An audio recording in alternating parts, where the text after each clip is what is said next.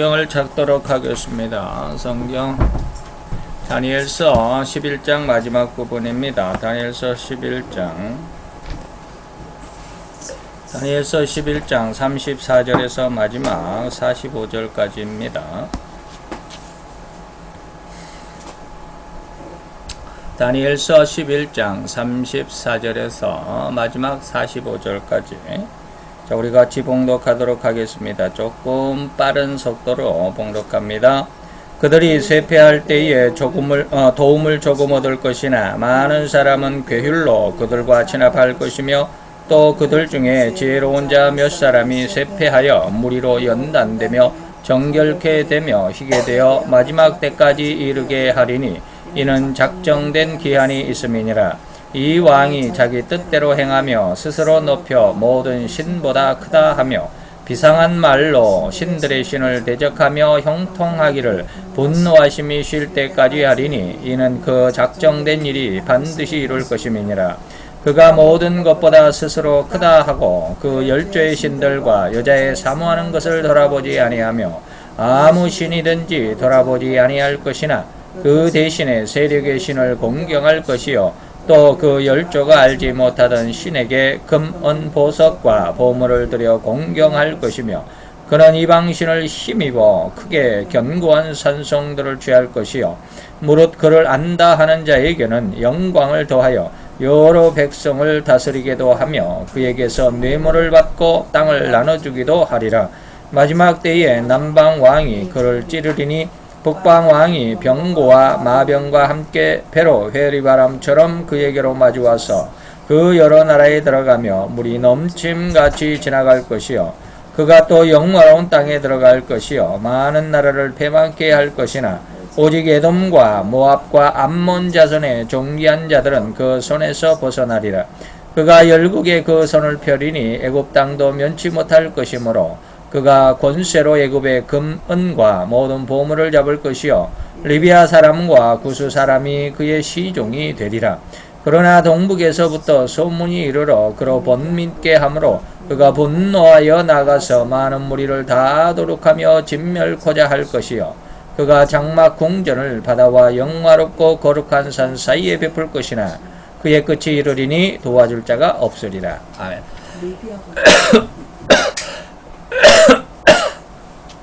자, 오늘 본문 말씀 우리가 지난 시간에 29절에서 33절까지 짤막한 부분이지만 아주 중요하고 핵심적인 부분 바로 적그리스도가 세상에 나타날 때의 그런 상황을 설명하는 것이다 라고 말씀을 드렸습니다. 그리고 이제 이어서 오늘 34절부터 마지막 45절까지는 그의 멸망이 기록되어 있습니다. 적그리스도의 멸망이라고 말할 수 있겠죠. 물론 이 기록은 안티오코스 에피파네스에 대한 한 230~40년 전에 하나님께서 예언한 말씀인데 230~40년 후에 에피파네스가 이 예언 그대로 멸망을 받아 죽습니다. 그리고 그것으로 끝이 아니라 이제 이후에 그로부터 지금 우리까지 2300년 정도 지냈죠. 우리까지 2300년쯤 지난 지금 우리 앞에 또 한 번 이 말씀 그대로 34절로 45절까지 내용 그대로 한 번 다시 이루어질 것이다 라고 하는 그런 내용이죠. 자, 지도는 지난 시간에도 말씀을 드렸으니까 한번 잘 기억을 해 보시고요. 자, 우리 이제 본문을 들어가서 한번 생각해 보면 34절입니다. 그들이 쇠퇴할 때에 도움을 조금 얻을 것이다 라고 그랬습니다. 도움이라고 하는 것은 뭡니까? 지난 시간에는 에피파네스에 의해서 하시딤이라고 하는 신앙 그룹들, 신앙을 지키기 위한 믿음의 그룹들, 하시딤이라고 그랬죠. 쉽게 말하면 신앙 독립운동가들이죠. 하시딤의 저항운동이 극심한 박해로 인해서 힘을 쓰지 못하고 사그라든다 이 말이죠. 쇠퇴한다. 하나님의 그들은 누구야? 하시딤들이죠. 하시딤들. 다시 말하면 신앙운동가들이죠. 저항운동가들인데 이들이 쇠퇴해 간다. 그러니까 후 3년 반에 기독교가 거의 멸망할 것이다. 음녀가 짐승에게 짓밟힘을 당한다. 하루 만에 불로 태움을 입어 죽임을 당한다라고 계시록에는 기록하고 있죠. 바로 그 세패할 때 도움은 조금 얻는다라고 하는 것입니다. 이렇게 하시딤이 그 안티오코스의 엄청난 박해로 인해서 그 힘이 점점 쇠락해지고 흐물거려질 무렵 유다의 마카비라고 하는 마카비라고 하는 형제단이 있습니다. 마카비의 두 형제가 그 쉽게 말하면 이제 이분들은 여기 하시딤의 그 신앙 저항 운동이 아니라 이 사람들은 독립운동가라고 해도 될 것입니다. 물론 이 사람들이 믿음이 전혀 없는 건 아니죠. 유대인들은 다 믿음을 갖고 있습니다만은 어쨌든지 믿음 저항 운동이 아니라 이 사람들은 독립운동가에 더 걸맞는. 그래서 이들에 의해서 마카비 혁명, 독립운동이죠. 이 마카비 혁명이 일어날 것이다라고 하는 것입니다. 그런데 아주 이 말을 잘 봐야 합니다. 많은 사람은 괴휼로 마카비 형제들과 친합할 것이다. 뭘로? 괴휼로 친합한다. 실소, 헛웃음이죠. 실소를 금할 수 없는 그러한 상황인데, 이렇게 이제 하시딤이 세력을 잃어가고 마카비가 이제 일어나가지고 정치적으로 굉장한 힘을 이제 얻으려고 막 세를 규합하고 있는 그때 이 말이죠. 그때에 많은 사람들은 괴휼로 마카비에게 나간다 이 말이죠. 괴휼이라는 말은 뭔 말이에요? 마카비와 정말로 동질성을 가지고 나라의 독립을 위해서 신앙의 회복을 위해서 이렇게 정말로 하나님 앞에 충성하고 헌신하려고 하는 그런 어떤 믿음의 마음을 가지고 마카비와 동조하는 것이 아니라 마카비에게 빌붙어서 나도 한번 뭔가 해보리 이 말입니다. 자기 어떤 욕망과 야망을 가지고 그래서 괴휼이라고 하는 말로 썼습니다. 다시 말하면 마카비 혁명에 동참한 많은 유대인들을 순수한 신앙적, 민족적 동기가 아닌 마카비 군대의 기세에 눌려서 동참한 경우가 많았던 바 많은 사람이 친합할 것이다라는 말이죠. 후일에 이들은 다시 언약을 다시 말해 이 마카비 형제를 다시 배반한 반열로 돌아가고 만다. 괴휼이라는 말이 그거예요. 마카비를 도와주기는 하지만 나중에는 마카비를 또 반대하는 그러한 모습으로 나타난다 이거죠. 그 진실로 그들 심중에 죄성을 해결받지 못한 자들이라면 이제 우리 이제 제가 적용을 한번 시켜보는 겁니다. 성도들이라 할지라도 목사들이라 할지라도 정말로 신학을 가지고 신학에 대해서 연구하고 그래서 박사학위를 받았다 할지라도 이 말이죠. 그 심성 속에 죄성을 해결받지 못한 자들이라면 절대로 그들이 한때는 진리적이었고 한때는 정통적이었고 한때는 친성경적이었거나 친신앙적이었다라고 말할 수 있을지 몰라도 그들은 이내 자기의 이권과 야망과 욕망을 쫓아 달려갈 것이니 이전에 그 신앙적이었다라고 했던 시절들 친성경적이었다라고 했던 그들의 이전의 삶 그리고 정통적이라고 떠버리던 그들의 예전에 그들의 입술은 참으로 그것이 진리라고 그렇게 목 놓아 외쳤던 이전에 그들의 외침은 완전하고도 완벽하게 무엇이 된다? 물거품이 된다. 여기에서 이 말하고 저기에서 저 말한다 이 말이죠. 그 자신의 수치만을 남기고 사라진 파도와 같이 될 뿐입니다. 그렇게 진리를 떠나서 욕망만 그리고 야망인 적그리스도의 괴휼에 급격하게 친근함으로 빌붙을 것이라. 나중에는 다 돌아간다. 마카비보다는 자기 이권을 쫓아서 돌아가게 될 것이다 라고 하는 것입니다. 어디로 가버렸나. 왜 이렇게 잘 안 먹었나. 자, 한 예화를 봅니다. 닭이 알을 3개를 품었습니다. 그랬더니 하나에서는 알 하나에서 병아리가 나오고 또 하나에서는 꽁이 나왔죠. 그리고 나머지 알에서는 오리가 나왔습니다.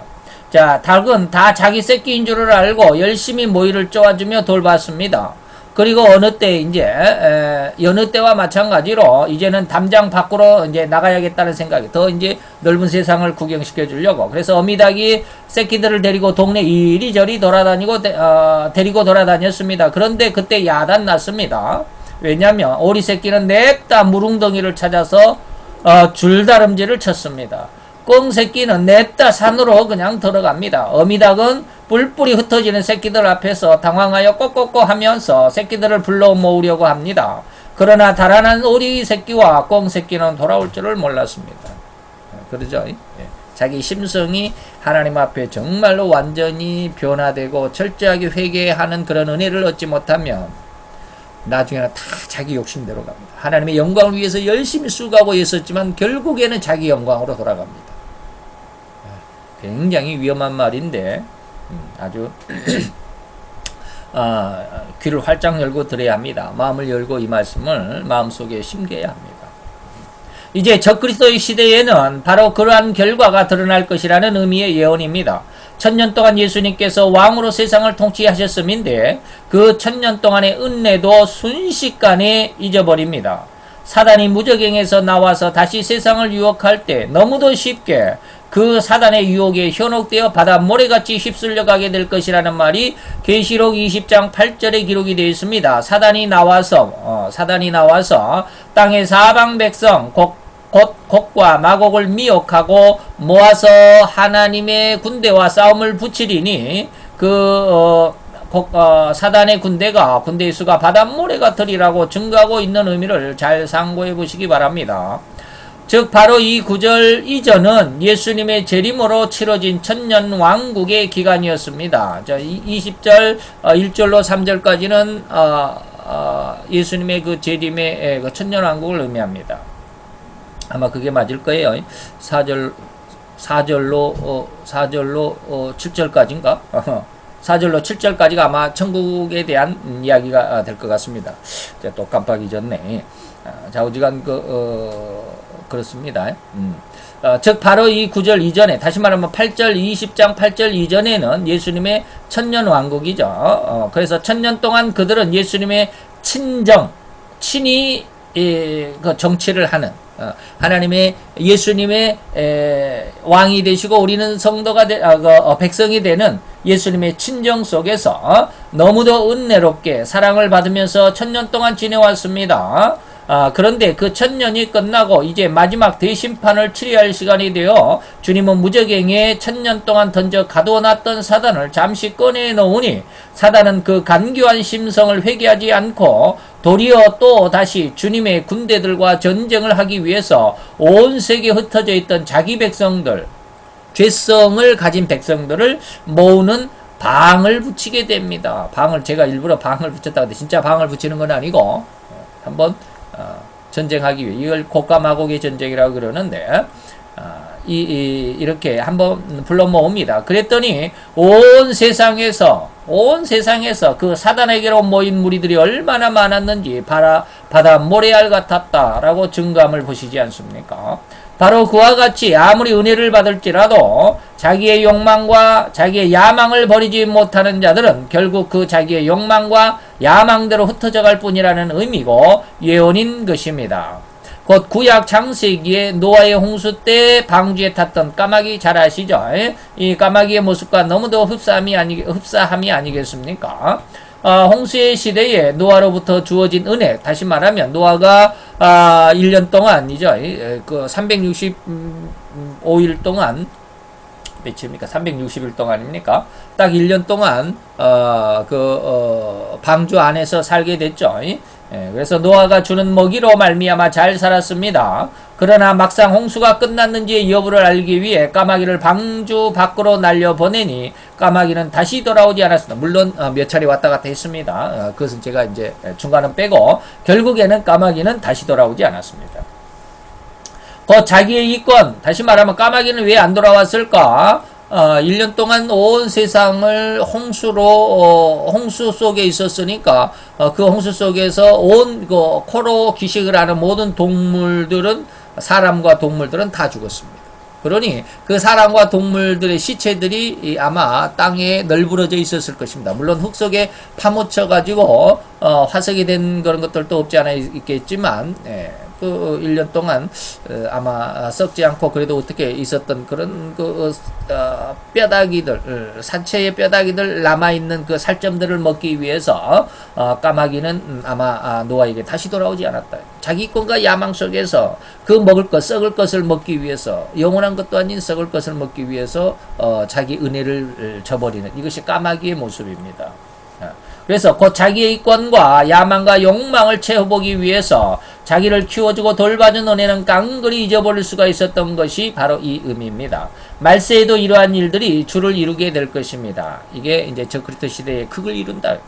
35절입니다. 또 그들 중에 지혜로운 자 몇 사람이 쇠폐하여 무리로 연단되며 정결케 되며 희게 될 것이다 라고 그랬는데, 그들 중에 지혜로운 자는 우리가 지난 시간에 배웠죠. 지혜로운 자는 많이 배워서 학문이 높아서 교육을 많이 받아서 이게 아닙니다. 하나님의 진리의 말씀. 하나님의 진리의 말씀을 깊이 깨우치고 하나님과 깊은 교제를 나눌 수 있는 사람을 지혜라고 그랬습니다. 그래서 성경에서의 지혜는 뭐요? 여호와를 경외하는 것이 지혜의 근본이다 그랬습니다. 그래서 하나님을 경외하고 말씀 속에 있는 자, 계시록 12장 17절은 하나님의 계명과 예수의 증거를 가진 자들을 지혜로운 자들이라고 말합니다.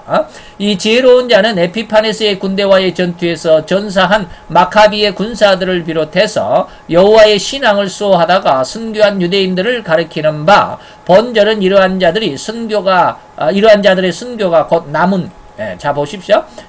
이게 무슨 뜻이냐면 이렇게 신앙운동에 의해서 신앙을 지키려다가 오히려 마카비의 군대에 의해서 많이 죽임을 당하죠. 그러면 죽임을 당하면 무서워서 숨는 것이 아니라 그러한 상황 속에서 저 사람이 믿음을 지키다가 저렇게 믿음을 지키며 싸우다가 희생을 당했구나. 그러면 나에게 그걸 보고 있는 사람에게 굉장한 도전감을 갖게 됩니다. 믿음이 확 불타오른다 이 말이에요. 이걸 말합니다. 그래서 이러한 순교한 유대인들을 가리키는 바, 본절은 이러한 자들의 순교가 바로 이제 마카비의 형제들이나 하시림들의 그러한 순교가 곧 남은 신실한 유대인들에게 여호와의 신앙의 수호라는 도전으로 다가왔다. 그런 내용이 이제 몇 사람이 쇠폐하여 신앙 안티오코스에게 기독교 다시 말해 신앙적인 것은 엄청나게 핍박을 받고 압제를 받고 겉으로 드러낼 수 없을 정도로 그렇게 쇠폐하여 가지만 그들은 연단되더라 이 말이야. 자, 다니엘서 12장 10절 이제 다음 시간부터 배우겠지만 많은 사람이 연단을 받아서 스스로 정결케 하며 쉬게 할 것이나 악한 사람은 그대로 악을 행하리니 악한 자는 아무도 깨닫지 못하되 아무것도가 맞을 텐데 아무도 깨닫지 못하되 오직 지혜 있는 자는 깨닫게 될 것입니다. 10절에 이제 우리가 배우게 되겠죠. 다시 말하면 영광로의 뜨거운 불 속에서 정금이 재련되어 나오듯이 참으로 성도는 엄청난 적그리스도의 횡포와 잔혹함 속에서 더욱 예수의 증거와 하나님의 계명을 지키는 강인한 신앙의 은혜로 더욱 굳건하게 연단되어 갈 것이다. 아무도가 맞아요. 자, 아니 그 환란 속에서 연단된다기보다는 저는 이제 이렇게 해석을 했습니다. 여기에서 이제 무리로 연단된다라는 말은 무슨 말이냐면 그 적그리스도의 횡포와 잔혹함 속에서 오히려 신앙을 불태우는 그런 어떤 강인한 신앙의 연단이라기보다는 저는 그 이전부터 이 말이에요. 참으로 이미 그러한 참혹하고 잔혹한 환란이라 할지라도 능히 이겨낼 수 있고 견뎌내는 강인함과 담대함으로 대적하되 목숨을 걸고서 대적함으로 넉넉히 이겨낼 수 있는 신앙의 굳건함으로 준비되어 있었을 것이고, 저는 그 어려움 속에서 비로소 신앙을 정결케 하고 연단 받는 것도 있지만 그것보다는 저는 이미 신앙 속에 훈련을 받아온 사람들이 있을 것이다.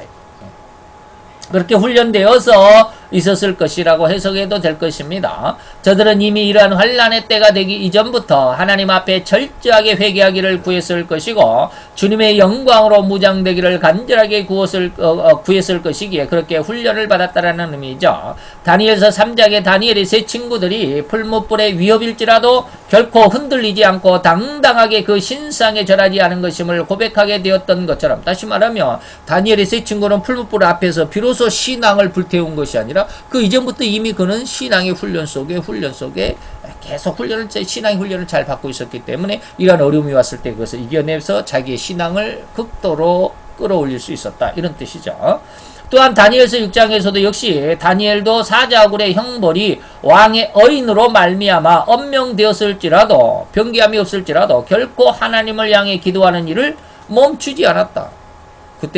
그때서야 비로소 정신을 차린 거죠. 이 어인이 찍힌 이 포고령을 보고 비로소 하나님 앞에 기도해야겠다라는 그런 어떤 결심을 한 게 아니라 이미 그는 그렇게 해왔다 이 말이에요. 예.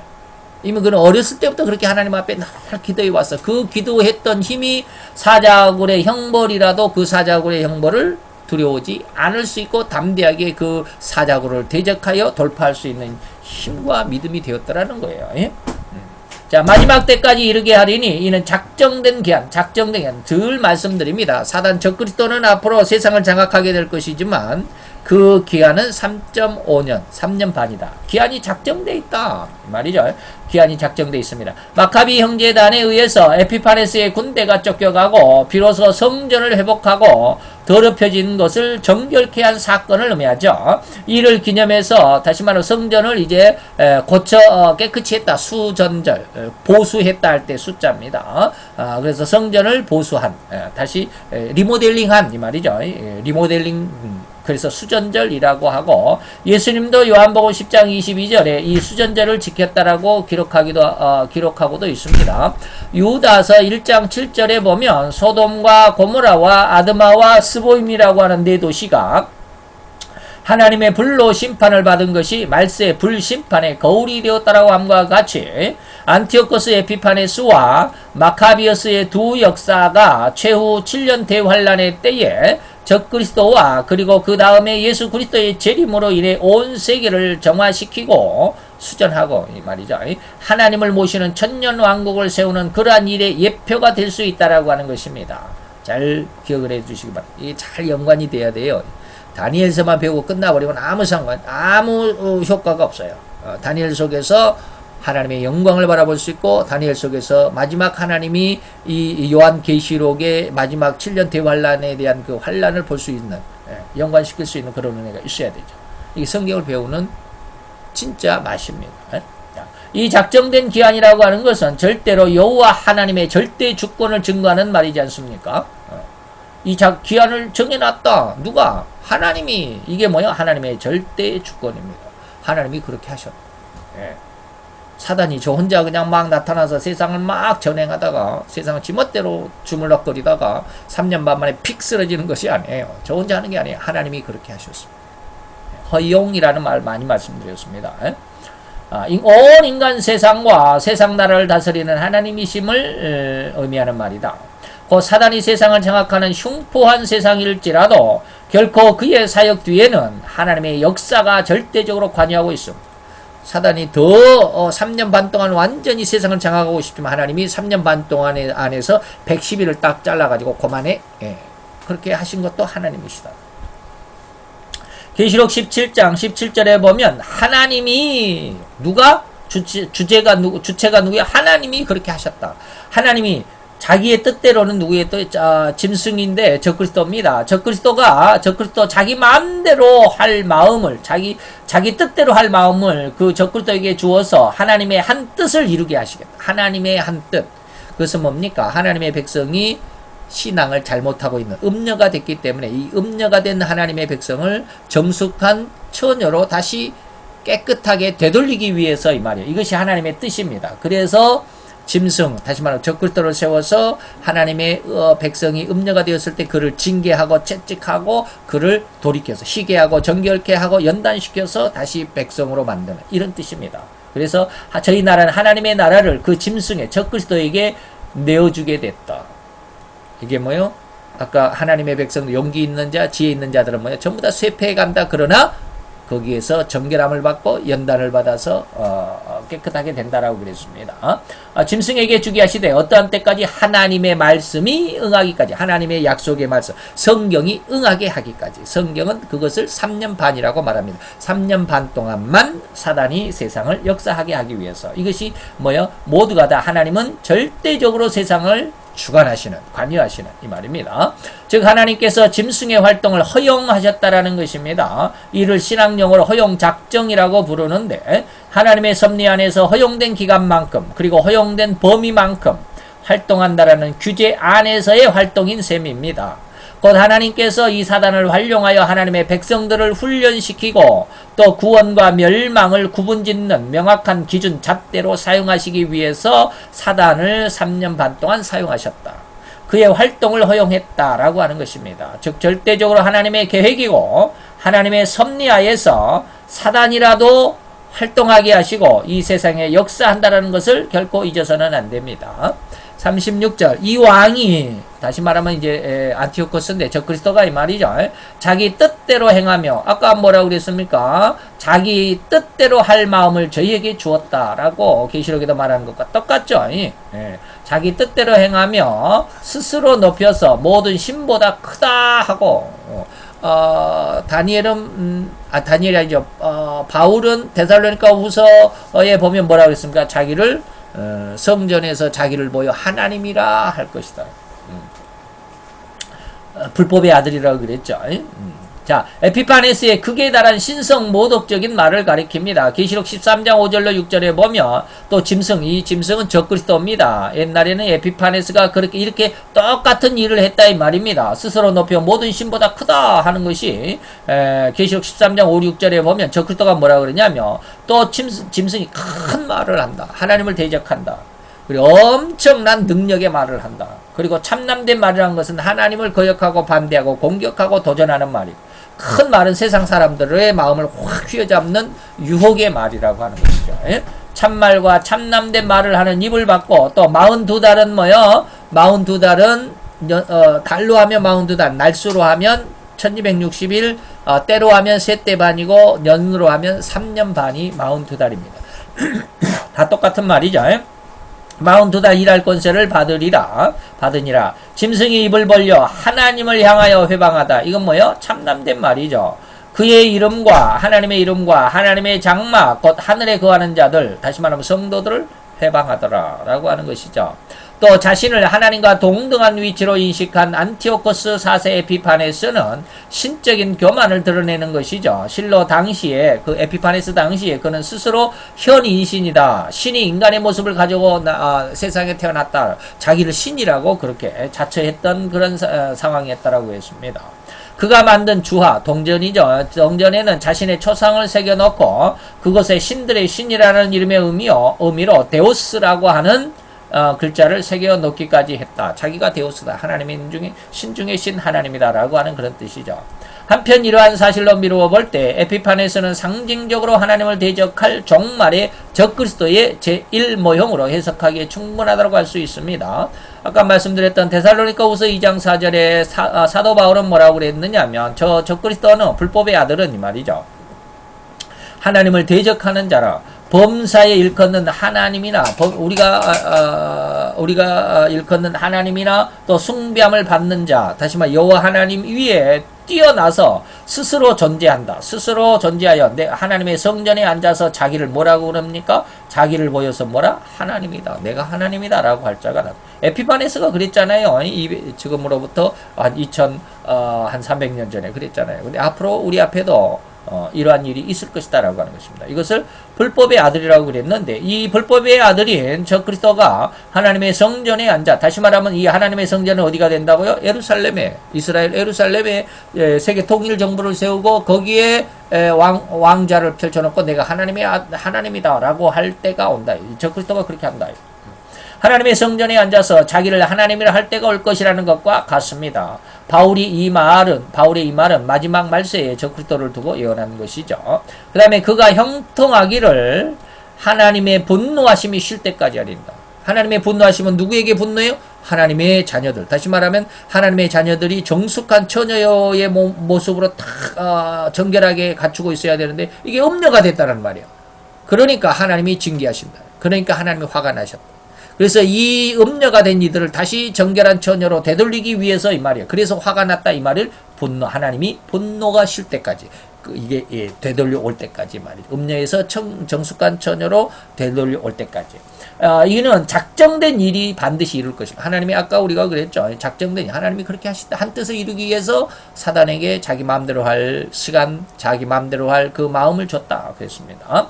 이게 바로 하나님의 작정된 날까지입니다. 아까 말씀드렸던 계시록 17장 17절이죠. 하나님의 말씀이 응하기까지. 다니엘서 9장 27절에는 뭐요? 그의 멸망은, 적수의 멸망은 이미 정한 종말까지 무엇이 했다? 정했다. 응했다. 다 똑같은 말이죠.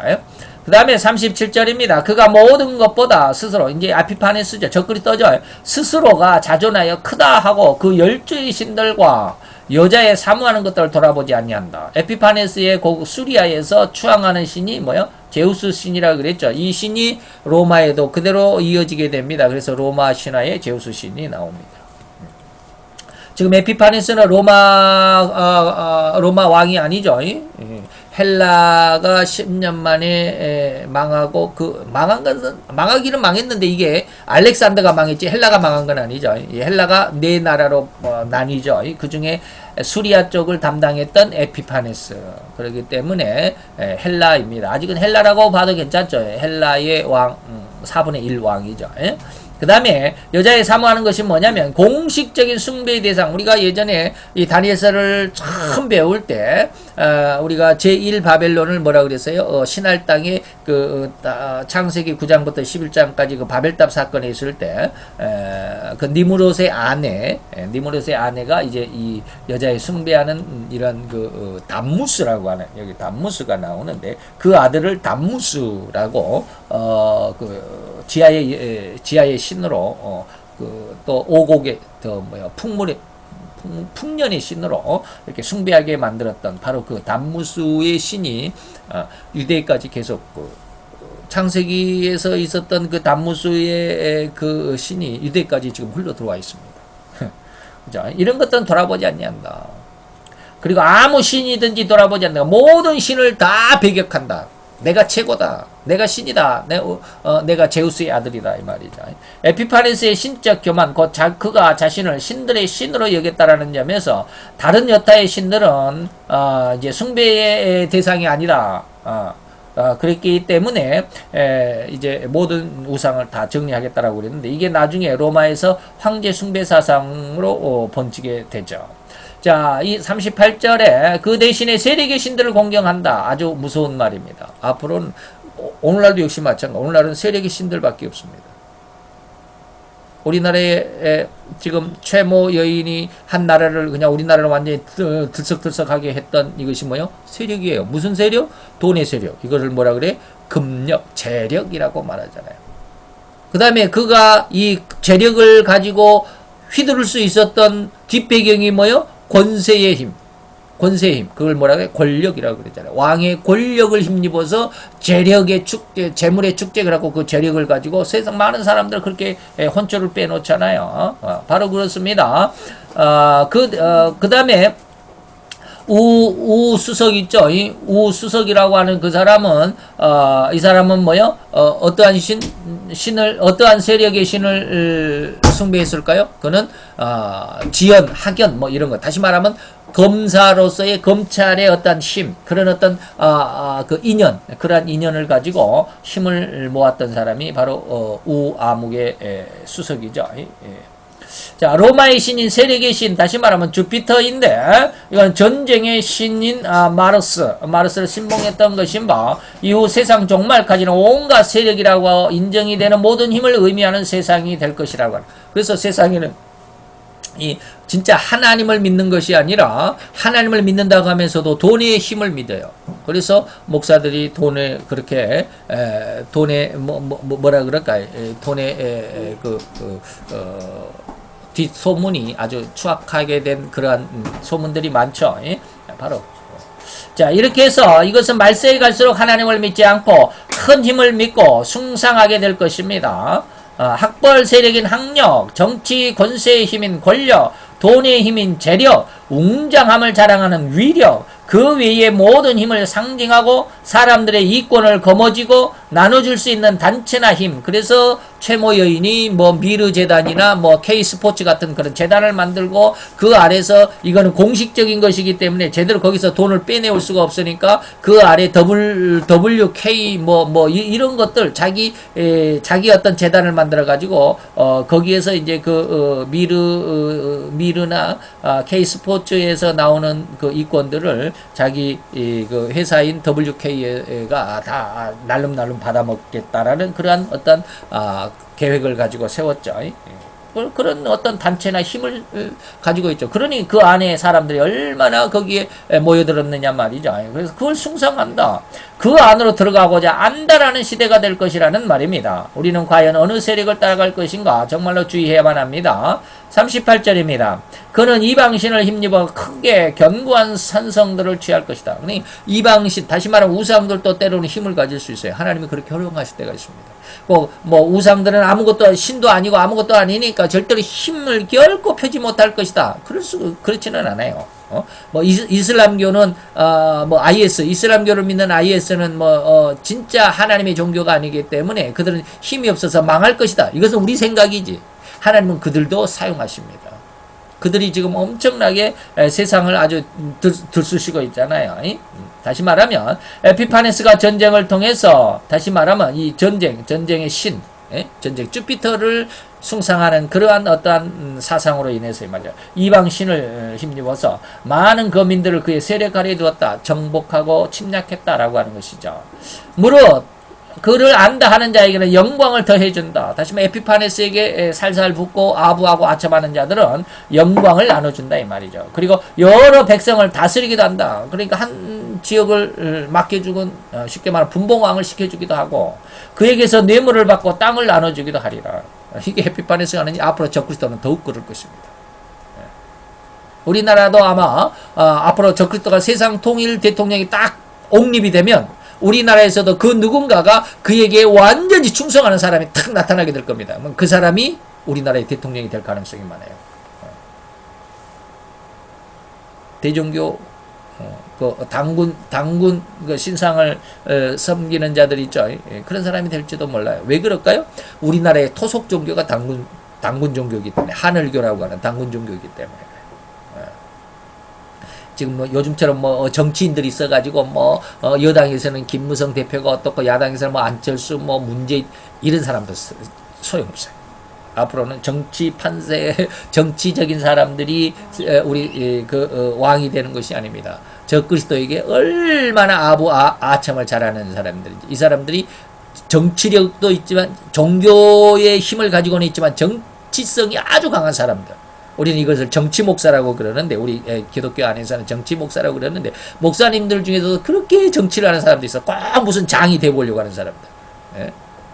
꼭 총회장이 한번 돼봐야 되겠다고 엄청 여기 가서 속삭거리고 저기 가서 속삭거리고 막 돈을 뿌리고 난리 법석을 만드는 사람들이 있습니다. 그러다가 그냥 무슨 장이 되면 그냥 어마어마하게 크게 광고하고 나 이런 사람입니다. 이런 사람들이 있어요. 정치 목사들. 이런 사람들이 나라를 장악할 가능성이 많습니다. 앞으로 적그리스도가 딱 세상을 옹립하게 되면 정치인들이 나라에 되는 게 아니에요. 뭐예요? 그에게 뇌물을 받고 땅을 나눠주고 자기를 적그리스도를 안다는 자에게는 영광을 더해준다. 너 어느 나라 사람? 나 저 한국인데요. 한국에서 제가 한번 충성을 다해보겠습니다. 그래, 너 한국 다스려봐. 너 한국 다스려봐. 일본 사람들 중에서도 또 아주 그냥 일본 자체 천황 숭배 사상이 강하지만 천황만 숭배하는 것이 아니라 또 적그리스도가 탁 옹립이 되면 일본 사람들 중에서도 이 적그리스도 앞에 가서 그냥 아주 아부아첨하는 그런 일본 특유의 그런 아첨에 한 사람들이 나타나게 될 겁니다. 그럼 이 사람이 또 적그리스도에 가가지고 내가 일본을 한번 열심히 이 일본을 다스려서 왕에게 제가 충성해 보겠습니다. 그러면 또 뇌물을 갖다 바치면서 그러면 어떻게? 네가 그래? 너 일본이야? 너 일본은 네가 한번 담당해봐. 뭐 그럴 수도 있어요. 이게 바로 그런 말입니다. 지금. 그래서 피정복민 중에서 에피파네스를 인정하고 동조하는 자들에게 명예와 권력과 물질적으로 보상을 해주고 상급으로 수여한다라는 것입니다. 한편 이상의 이러한 내용들을 볼 때에 에피파네스의 신적 교만과 전쟁의 숭배, 주피터, 그리고 상급을 통한 미혹, 많은 돈을 가지고 또 땅을 나눠주고 또 권세를 나눠주고 하면서 사람들을 자기 편으로 끌어줘. 너 나한테 충성하면 내가 이거 맡겨줄게. 너 도지사 해줄게. 이번에도 그랬잖아요. 예. 최고 여인이 너 나에게 충성하면 내가 이거 해줄게. 그랬잖아요.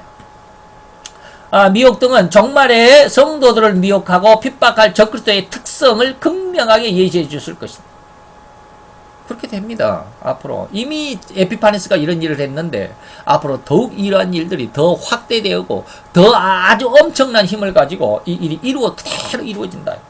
이렇게 세력을 가진 단체들, 오늘날에는 WCC 같은 것들인데 이런 데 소속되기를 바라면서 거기에서 많은 유익을 얻고 거기에 WCC에 들어가가지고 거기에서 명예를 얻고 또 그렇게 함으로 인해서 WCC 한국 지부의 지부장입니다 라고 하는 그런 어떤 명예를 얻고 이 말이죠.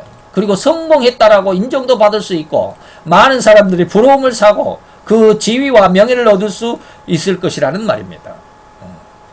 자, 40절부터 이제 마지막 45절까지는 이제 3차 전쟁입니다. 예, 지금 39절까지는 2차 전쟁이었는데, 안티오코스 에피파네스가 3번 전쟁을 한다, 이 말이죠.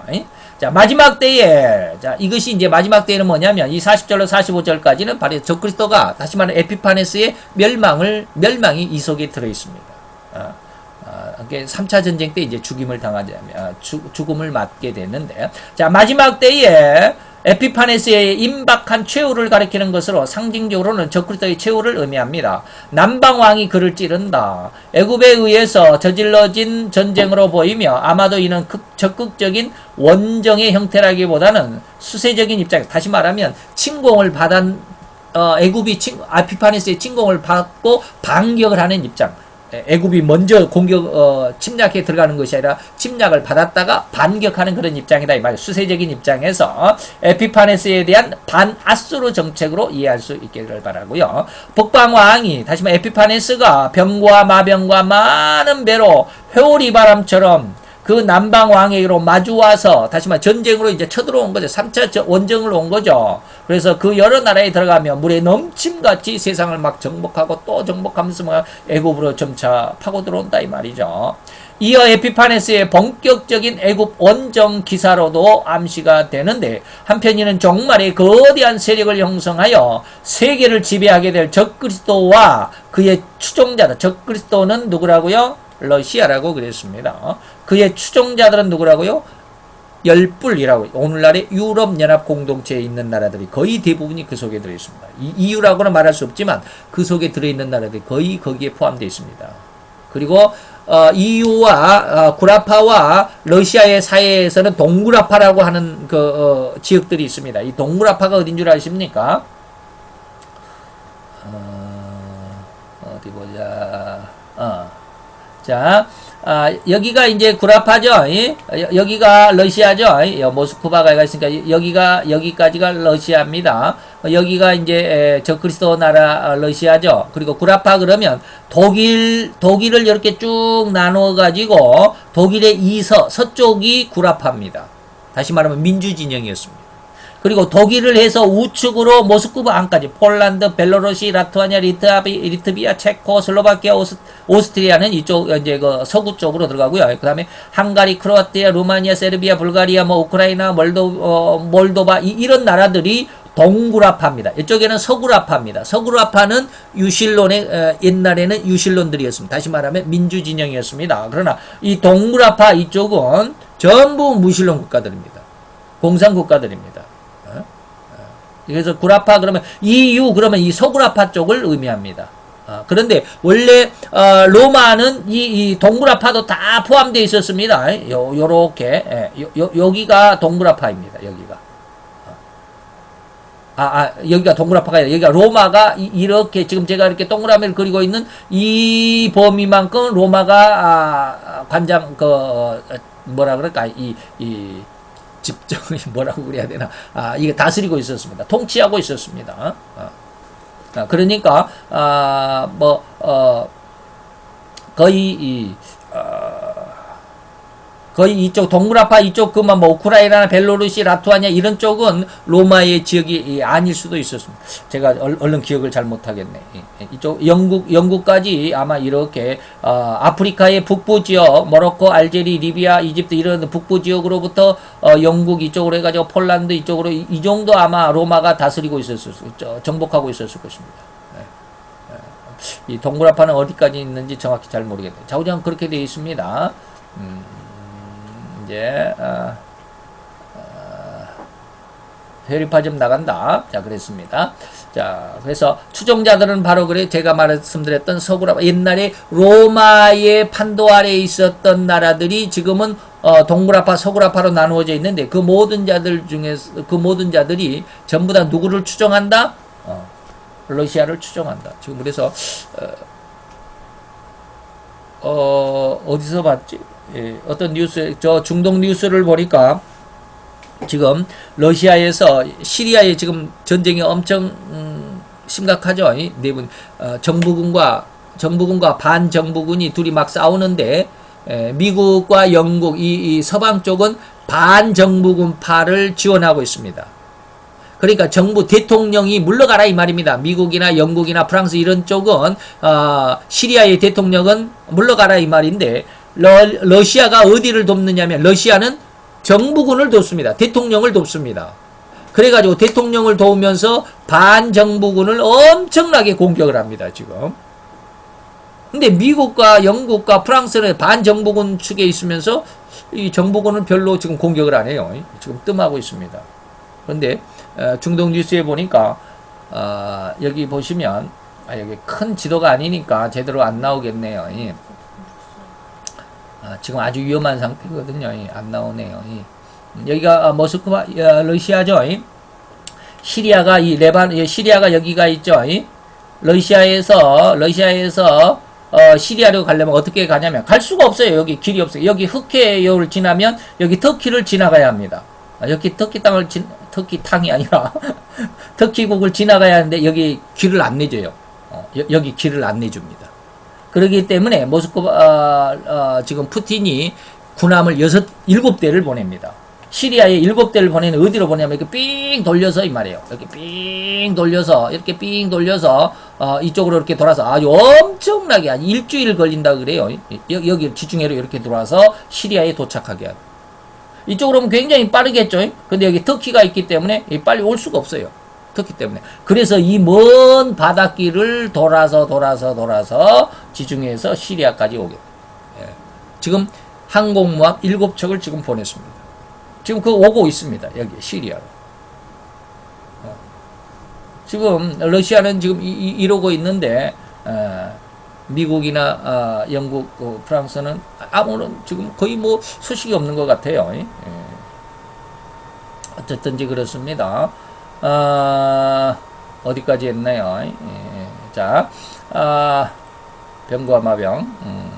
그래서 추종자들 바로 그랬습니다. 그래서 지금 이 적그리스도가 될 나라 러시아는 지금 아주 세계적으로 자기의 힘을 나타내려고 아주 그냥 기지개를 켜려고 지금 아주 안달을 하고 있습니다. 그리고 그 추종자들은 뭐요? 바로 동그라파, 서구라파 지역의 그런 자들. 이런 자들이 자기를 거역하는 사람들에게 행할 무자비한 압제를 연상시킵니다. 계시록 13장 11절 18절에서는 짐승의 표를 주어 받게 하는데 이 짐승의 표가 없으면 이 표를 받지 않으면 몇이든지 다 죽일 것이라고 예언되어 있고 이후 3년 반의 시대에 적그리스도에게 죽임을 당할 사람들이 인류의 3분의 1이라고 할 정도입니다. 41절입니다. 그가 또 이제 에피파네스가 영화로운 땅 예루살렘을 침범해 들어간다 이 말입니다. 유대 지역인 유대 지역은 팔레스틴이라고 하는데 에피파네스의 애굽 원정 때 예루살렘이 또 한 번의 전화를 입을 것임을 예언한 것인데 엄청난 피해를 입게 될 것이다. 전쟁할 때마다 예루살렘이 피해를 입었죠. 1차, 2차. 이 3차 때도 어마어마한 피해를 입게 될 것이다. 이는 또한 적그리스도가 말세에 거룩한 곳인 예루살렘에 입성하게 될 것을 의미하는 예언. 다시 말하면 앞에서도 뭐 1차 전쟁, 2차 전쟁 때도 뭐 그런 이야기를 많이 했지만 3차 전쟁이 진짜 적그리스도가 세상에 옹립되게 되는 그런 정확한 예언이다라고 말할 수 있죠. 그는 거기에서 세계 통일 정부를 세우고 세계를 장악하게 된다라는 예언이 바로 이것입니다. 그래서 그는 많은 나라를 패망케 할 것이다. 무릎을 꿇린다. 정복한다 이 말이죠. 에피파네스의 원정 정복으로 인하여서 말미암아 수많은 나라들이 정복을 당하고 패망을 입었던 것입니다. 마지막 적그리스도는 온 세계를 정복하고 천하를 한 나라로 통일하게 될 것입니다. 이때는 이제 적그리스도가 딱 옹립이 되면 이때는 뭐 소련 나는 우리 고향 우리나라는 소련입니다. 우리나라는 미국입니다. 우리나라는 일본입니다. 우리나라는 한국입니다. 그런 말 없어요. 전부 다 세계 통일입니다. 말은 통하지 않을지라도 세계 통일입니다. 그런데 아주 중요한 말입니다. 이제 오직 에돔과 모압과 암몬 자손의 존귀한 자들이 있습니다. 그들은 그 에피판에서 다시 말해 적그리스도의 손에서 벗어나리라. 자, 이 말이 무슨 말인지 잘 한번 봅시다. 에돔은 뭐예요? 북다라는 뜻인데 이것은 야곱의 형 에서의 별명입니다. 야곱과 에서 아시죠? 예, 쌍둥이 이삭의 아브라함의 아들 이삭의 쌍둥이를 낳는데 야곱과 에서와 야곱이라고 그러는데 이 형 에서의 별명이 에돔입니다. 북다, 몸이 붉었다 이 말이죠. 그리고 모압과 암몬 자손은 뭐냐면 모압과 암몬은 뭡니까? 그 소돔성이 멸망을 받을 때 아브라함의 조카 롯이 두 딸을 데리고 도망을 가죠. 근데 그 두 딸이 결혼할 남자가 없으니까 아버지를 술 먹여갖고 첫날은 큰딸이 아버지와 관계를 해가지고 아이를 임신하고 그 다음날은 또 둘째 딸이 아버지와 또 관계를 해서 임신을 하고 그 아들이 모압과 암몬입니다. 누가 큰딸의 아들인지는 모르겠지만 자 우리가 아주 이러한 쉽게 말하면 저주의 자녀들이잖아요. 저주.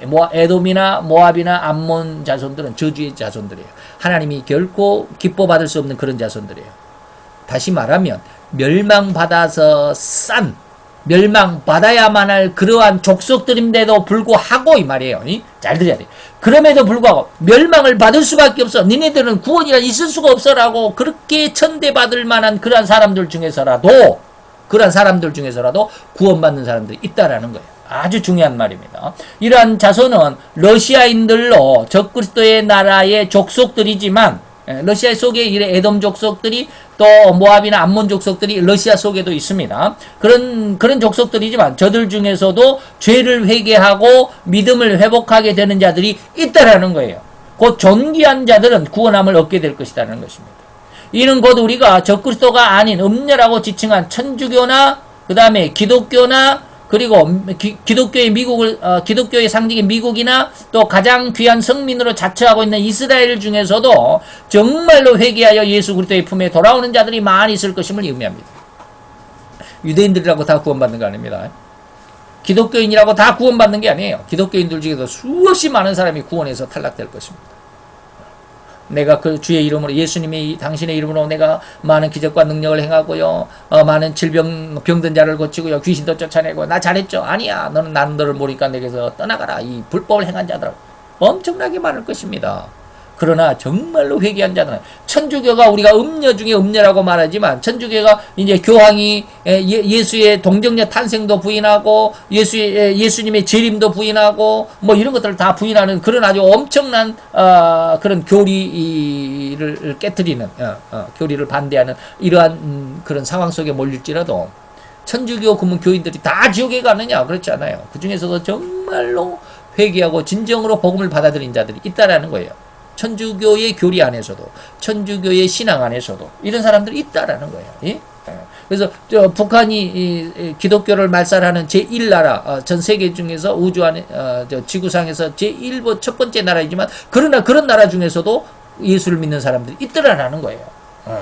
이러한 천주교 교황이 이토록 마지막 말세의 징조인 하나인 종교 통합의 선복이 있을지라도 그 천주교인들 중에서도 그래도 성령의 역사와 능력으로 회개함을 이루어 구원의 은혜를 받을 자들이 있을 것이다라는 거예요. 42, 3절 그가 열국에 그 선을 펴리니 세계를 통치하리니 애굽 땅도 면치 못할 것이고 그 권세가 애굽의 금, 은과 모든 보물을 잡을 것이고 리비아의 사람과 구스 사람이 그의 시종이 되리라. 리비아가 어디예요? 구스가 어디예요? 밑에가 있는 것이 아니라 리비아는 여기가 있죠. 이집트 옆에 리비아. 그 다음에 구스는 어디에요? 구스는 안 나오네. 여기 옆에 에디오피아라고 하는 나라가 있습니다. 밑에 이제 지도에는 안 나왔지만, 이집트, 수단 밑에 그 에집트, 그 이디오피아라고 하는 나라가 있죠.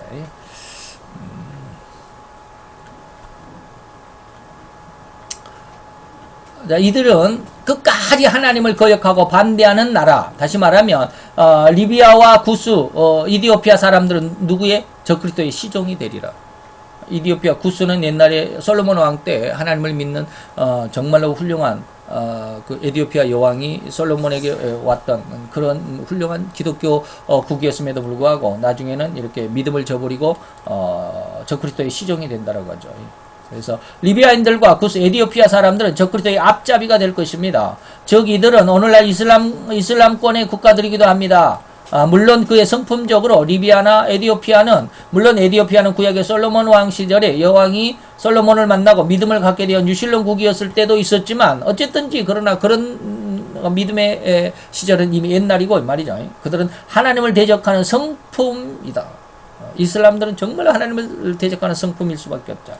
그래서 총체적으로 이슬람권은 절대적으로 적그리스도의 앞잡이가 될 것입니다. 이슬람권은 적그리스도의 앞잡이가 될 뿐이지 적그리스도가 이슬람권 안에서 나온다? 그러면 좀 곤란하죠. 요즘에 적그리스도가 이슬람권에서 나온다라고 주장하는 목사들이 참 많아졌어요. 그러면 안 됩니다.